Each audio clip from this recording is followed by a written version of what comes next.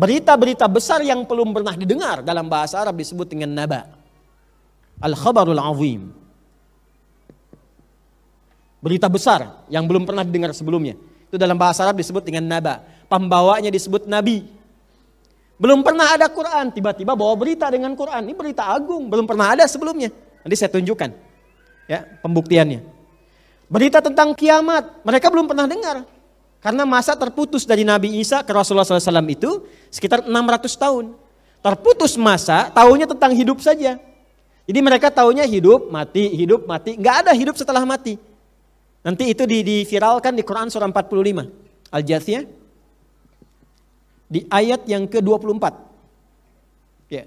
Wa qalu ma hiya illa hayatuna dunya namutu wa nahya. Kan? Kemudian apa yang mereka katakan lagi? Wa ma yuhlikuna illa ad-dahru.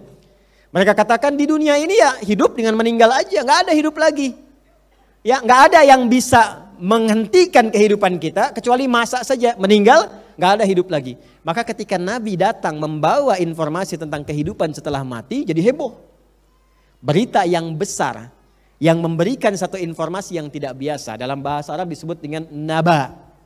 Ini orang yang membawanya disebut dengan nabi. Maka mereka mulai bertanya-tanya, saling tanya. Ini sebetulnya siapa sih Muhammad itu?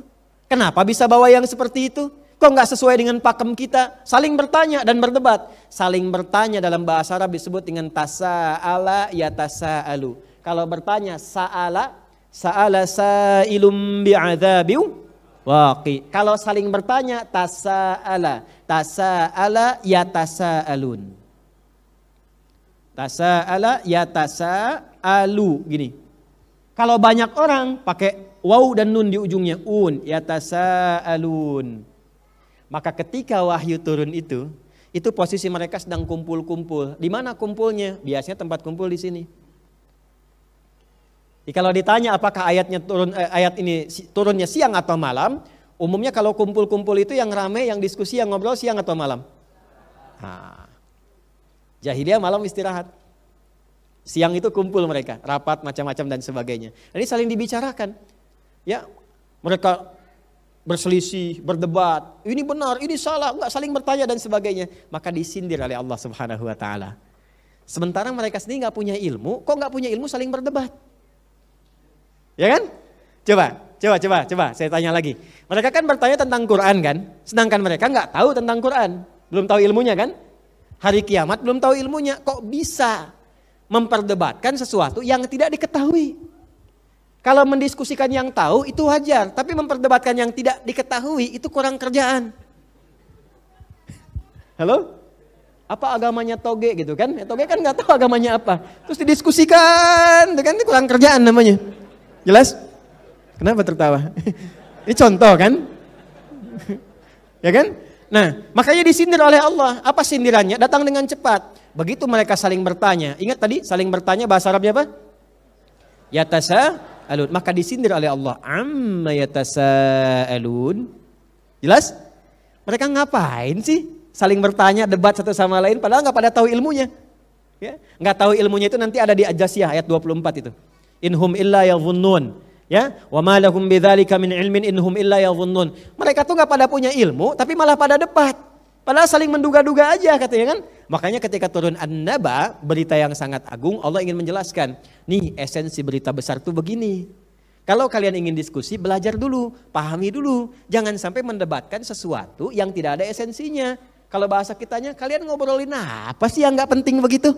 Amma yatasa'alun. Jadi pelajaran pertama ingin memberikan kesan kepada kita bahwa saat wahyu pertama diturunkan, masyarakat merespon itu dengan saling menduga-duga dan bertanya-tanya. Lalu Allah meluruskan, kalau ingin bertanya-tanya, ingin membahas, ingin berdiskusi, berdiskusilah pada aspek yang telah diketahui, minimal ada bekal ilmu untuk mendiskusikannya. Maka bagian yang pertama sebelum kita bahas, sebelum saya bacakan tafsirnya, pesan moral yang kita tangkap yang pertama, jangan sampai kita mendebatkan sesuatu yang tidak penting, yang tidak ada ujungnya. Apalagi yang tidak ada dasar pengetahuannya. Maka dalam istilah diskusi pun dikenal dengan debat kusir kan ya? Ya, karena kusir pun tidak pernah berdebat. Jelas sampai sini? Ya, maka kalau ingin diskusi, diskusi yang produktif. Jangan sesuatu yang nggak penting ditulis, diekspos, dibikin status, tapi nggak ada gunanya. Halo? Ya kan? Maka umat Islam tidak begitu karakteristiknya, apalagi insan beriman. Insan beriman hanya mengerjakan segala sesuatu yang bermanfaat saja. Paham sampai sini? Baik.